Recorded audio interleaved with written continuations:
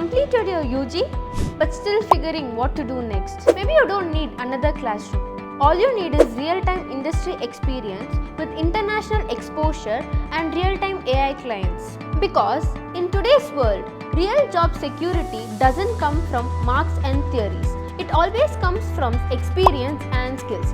That is the MBA you need. Now, imagine doing an MBA without normal classes, no textbooks, no boring lectures. Instead, for the right MBA, all you need to do is actual projects with real-time clients and capstone projects that really enhance your business skills. And also imagine you going to Europe and Asia and exploring all the current industrial standards. While others are still studying case studies, you will be building them. So, before your placements begins, you will be having the skills, confidence, experience and international certificates that companies actually want.